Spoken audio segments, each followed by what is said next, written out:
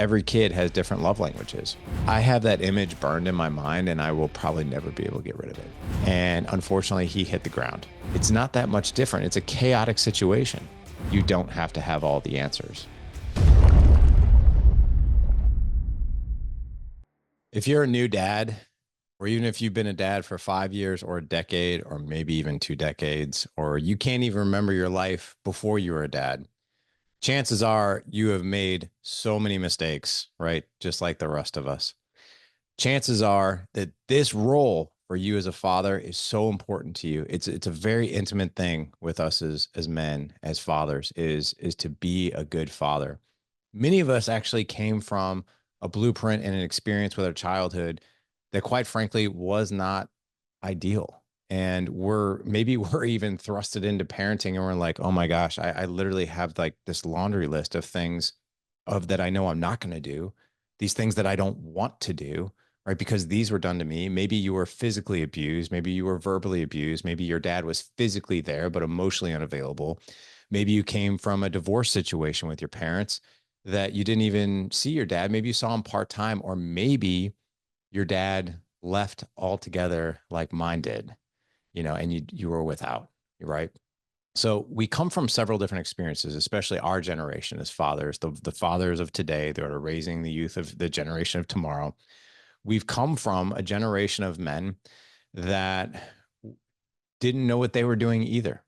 And if you think about where we're at in time right now with this generation, we have never been in this situation where we literally have the answers for just about anything that we want to know or anything we want to learn through actually a mobile device like this or a computer or whatever else. So we're living in a fantastic time. We're living in a time that I think it's safe to say that our parents really wish they would have had the resources that we do. And I think we have such a plethora of resources that we're just like, oh my gosh, like, man, where do I even start? Right? Or should I even start to look for these things? Because if I'm looking for them and I don't have them figured out, does that mean I'm less than or I'm weak? No, not at all. In fact, when it comes to parenting, one of the biggest lies that we tell ourselves, and this is actually lesson number one, is that parenting, this whole thing with parenting, it's a skill. Our kids don't come with manuals. We have usually the basics, maybe at best, when it comes to just keeping these infants alive. When we come home, it's like, okay, I know I need to change their diaper. I know they need to eat. So we really have no idea what to do. And in fact, a lot of us were given the template of like, here's a laundry list of things what not to do. And just to relate to you guys just a little bit, I'm sure if you're watching this, you're a man and maybe you love going to Lowe's or Home Depot. You like getting that new grill or you like getting that new whatever it is, but you bring it home. I just got a brand new smoker. I brought it home, whipped out the instructions. The instructions gave me exactly how to put this thing together. Pretty easy, right? It did not come with a manual of like, hey, here's 100 ways not to put this thing together. Best of luck. Don't worry. There's a picture of it on the box. You'll be able to figure it out. And if you can't, well, you're not handy. So anyway, we don't expect this in any other area of our life, but for some reason, when it comes to parenting, don't ask for help. Figure it out as you go. Don't learn anything new, because if you have to learn things new, then you're just weak. That's one of the biggest lies that we tell ourselves. So that's actually number one. The number one thing that I wish someone would have told me before I was a dad was, hey, you're not going to have all the answers. And in fact, it's probably not your fault that you don't have all the answers. Many of us were not taught these things growing up. You're not taught how to discipline your kid. You only know how you were disciplined. You're not taught necessarily how to, hey, this is how you really love a kid in their love language. Every kid has different love languages. We're not taught that our kids have three needs and the relationship was to feel seen, heard, and safe. No one tells us that, right? But if we know these things and if we learn these things, it becomes much easier to navigate parenting, which that is the first thing to learn, is that, hey, it's okay to learn this stuff. It's okay to not know it. In fact, society has you set up that you don't know these things. And some reason, the lie that society will tell you is that, well, if you have to go learn it, then you're just less than, because this should come naturally to you. We think about that in the way as it relates to parenting. And we think about that in the way that it relates to marriage, which is a huge miss. So here's the good news. And here's lesson number one. You don't have to have all the answers. it's actually probably not your fault that you don't know exactly what to do, because our parents really didn't know what they were doing either. They were figuring it out. But here's the good news. And here's a little bit of tough love too. It is your responsibility to learn, but you can learn it.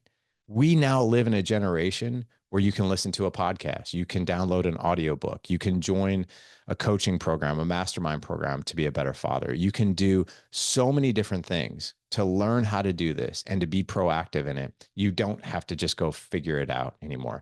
I'm sure you all remember what it was like, or at least some of you do, what it was like driving a car without GPS in it. I will never forget the very first time I went to Best Buy and I bought a Garmin that you plug into your lighter and you stick it to the windshield. And I was like, oh my gosh, this is like the coolest thing ever. It's telling me how long it's going to take me to get there, what routes I should take, what's the fastest way. Like, it was never so freeing to drive somewhere that I didn't know where I was going. I'd be like, this thing is going to tell me where I'm going to go. It's awesome.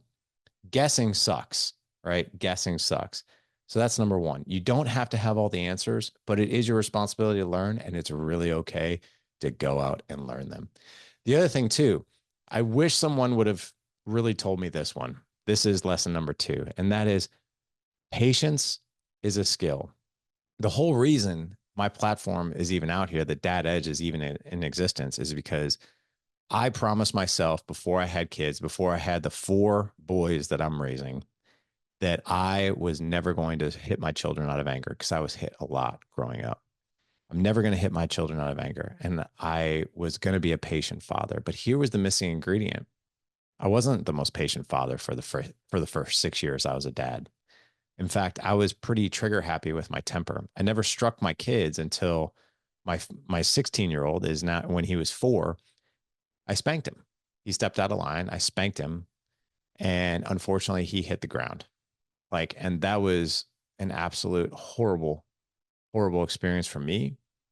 It was a horrible experience for him. And here's one of the worst things about that situation. I spanked him.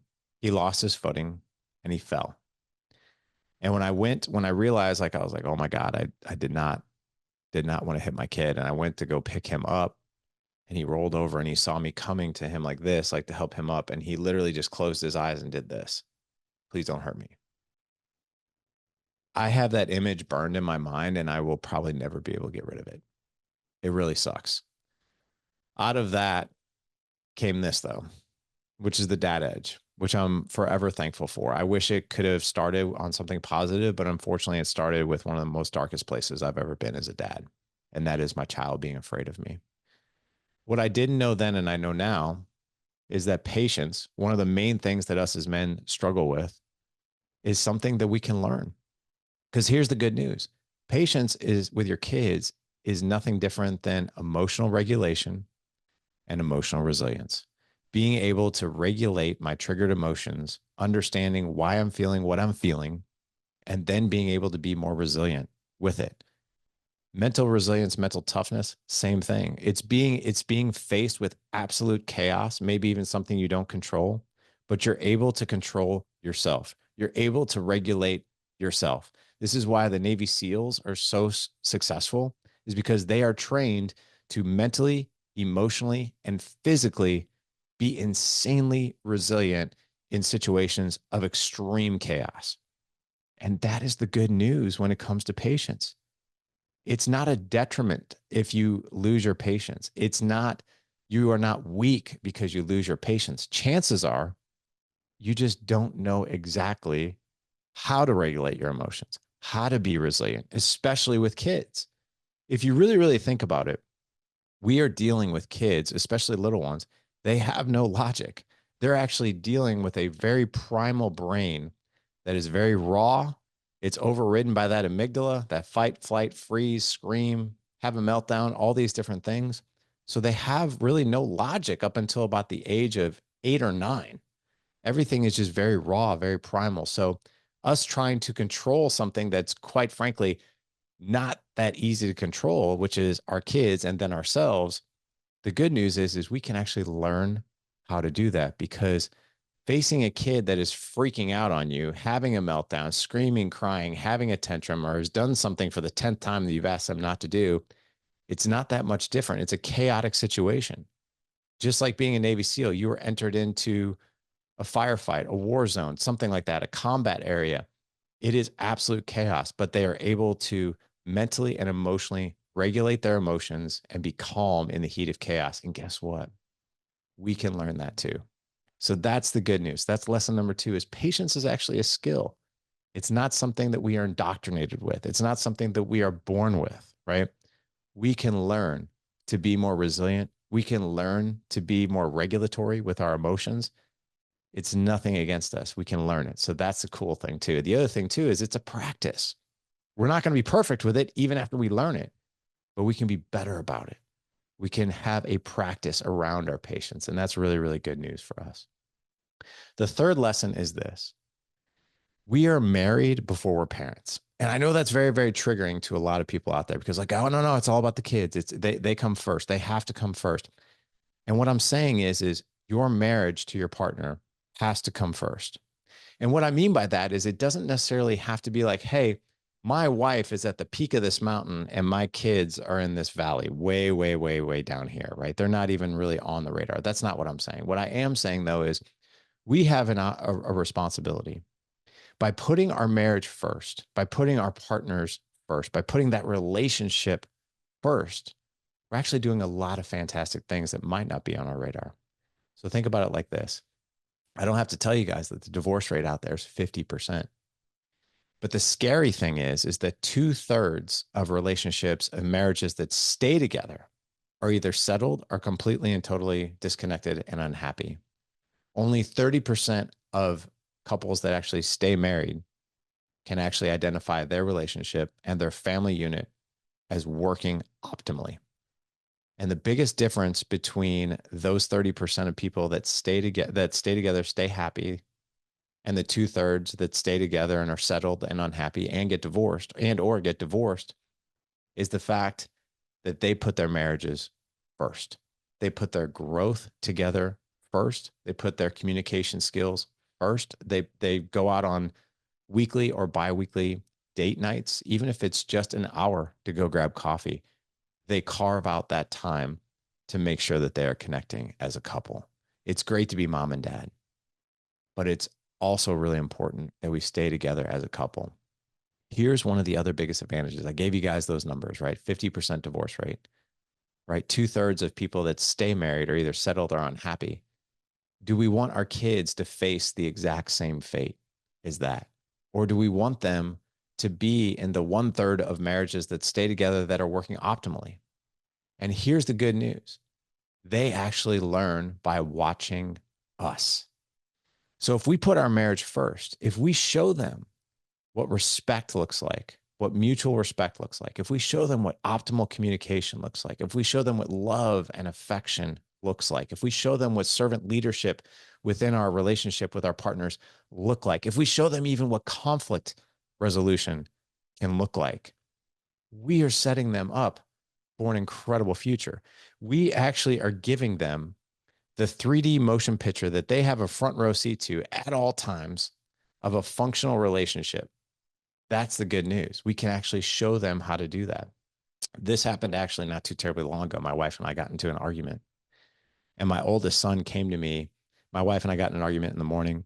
Um, we went all day kind of without really speaking to each other. We kind of gave each other some space. And my son came to me later that night. He's 18 years old. And he said, "Hey, is everything okay with you and mom?" And I said, "No, we actually got into an argument." He's like, "Why?" And I said, "Well, it was because I was a jerk." And I said something that was really dumb.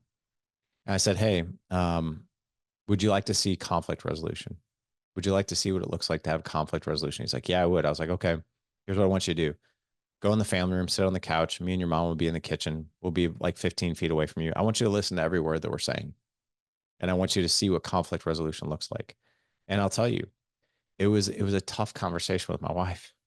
My wife told me like how much she was hurt by what I said and how I offended her. And my son had to hear that. And he also had to hear how I responded to that, which I responded with, "You're right. That was a terrible thing to say. That was the wrong thing to say. And I really do apologize for that." So he got to see a woman giving me feedback and me to stand in my power. I didn't bow down. I wasn't a welcome mat. I didn't let her bulldoze me. She spoke to me very respectfully. very calmly, and just simply said, this is why it hurt. This is why I was upset. And then he got to hear me apologize. And then we talked about solutions of how we can prevent something like that from ever happening again. And think about that for a second. I grew up in a house, and I'm sure many of you did, where mom and dad screamed at each other. We never actually got a whole lot accomplished because we just screamed at each other. So that's the good news, is that we can teach our kids, if we prioritize our marriage, we can actually teach them what good looks like. And that's one of the greatest gifts we can give our kids.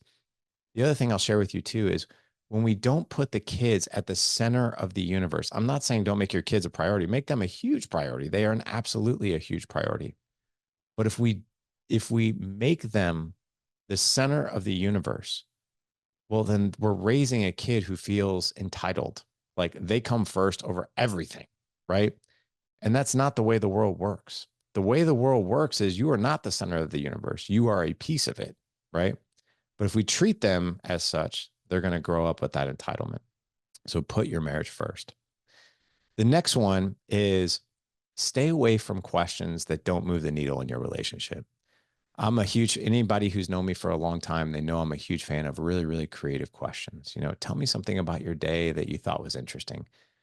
Tell me something that happened today that made you laugh. Who did you sit with lunch with today, and what was the conversation like? What I'm really looking for there is story. I'm looking for detail. I want to get into their world. I don't want to ask them questions like, how was your day? Do you have homework? What are you doing after school? These types of questions, while they're okay, the intention behind them is we just want to connect with them.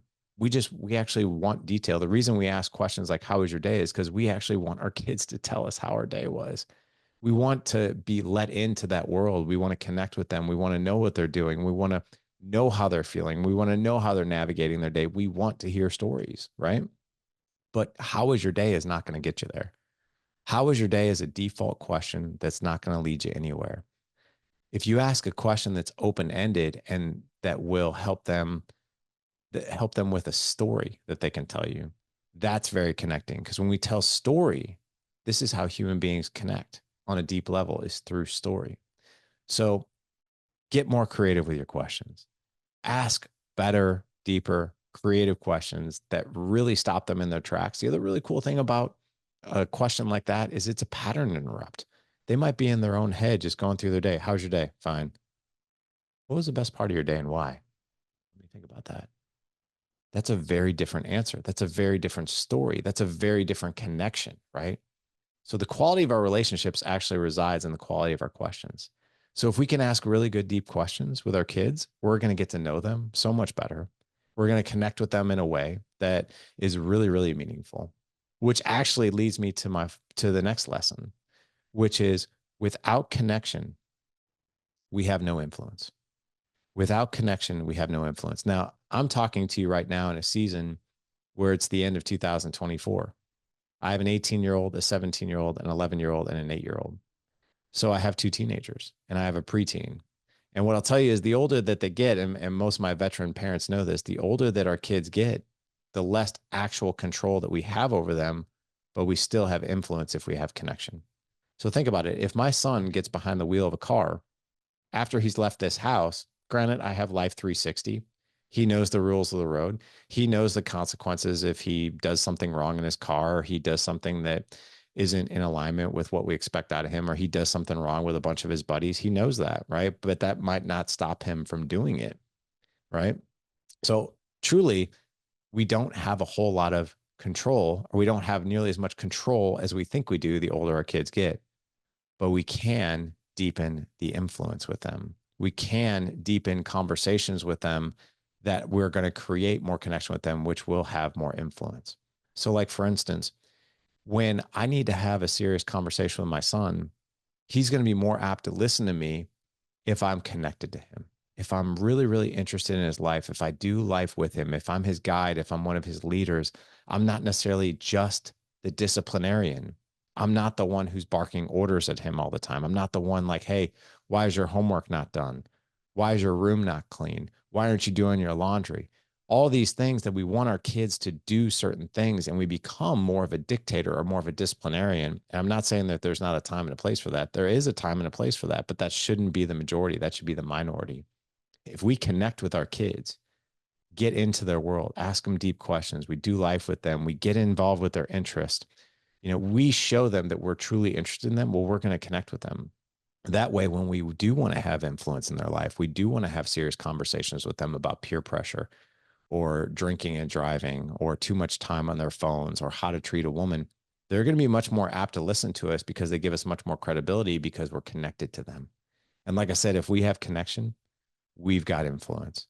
So connect with your kids. Make that the first priority. Disciplinary, all that good stuff. It's got its time, it's got its place. And there are some seasons where you actually need to pull that lever more than connection. But that should be the season, not the norm. So connect with them as much as you possibly can. Do life with them. Ask them questions. Have conversations with them. Ask fun questions, right? That's what it's all about. And then the final lesson is this. I wish someone would have told me this one. You're going to make mistakes and you're going to make a lot of them. If there's anything that parents face out there, is it's the self-criticism that we put ourselves through when we make mistakes, because we make a lot of them. But the good news is you're human, and this is always going to be new. I have 4 boys, and today I'm raising a son. Let's just throw a number out there. Today I'm raising a son that's 18 years, 8 months, and 3 days, right? This is my first day raising a son who's 18 years old, 8 months, and 3 days. And tomorrow will be the first day I'm raising a son who's 18 years old, 8 months, and 4 days. Every day is new. And I'm going to make mistakes. Some days I'm going to have a lot. Some days I'm going to have a little. Some days there's going to be big ones. Some days there's going to be small ones. But there's going to be mistakes. It's how we recover from those mistakes. Here's the good news, and here's how we really wrap this lesson up. The quality of a relationship with our kids, the quality of the relationship with our wives, the quality of the relationship we have with anybody is not executing a relationship mistake-free. That's impossible. We can't possibly do that. And I wish someone would have told me that, because I was like, man, I just got to be really, really good at this and minimal mistakes. And that's important. But the quality of a relationship actually happens in the repair, And that is such good news for all of us. So it's really okay to make mistakes. We don't want to make a ton of them. We want to minimize them. But the good news is the quality of the relationship is in the repair. It's actually in the one, it's actually saying you're sorry if you're the one who screwed up, right? It's actually showing humility. And by the way, here's the other really cool thing, the bonus lesson that goes with this. When we make mistakes and we repair things with our kids, whether we've lost our patience, maybe we've said something we don't mean, maybe we raised our voice or we did something wrong, right? And we think we've done irreparable damage. Chances are, number one, you haven't. And number two, if you go to that kid and apologize and you own it, guess what you're teaching them? You got it. The exact same thing. You are teaching them how to be humble. You are teaching them how to own their mistakes. You're also teaching them how to repair. Man, I wish someone would have told me this stuff before I was a parent. If this resonated with you in any way, shape, or form, my hope is that it did. Share this with someone that you love. Share this with someone that you think they might need to hear it as well. We're all trying to navigate this thing called life and parenthood and marriage. And you know what? The more information we share about this, the better off we're all going to be. Live legendary. Take care.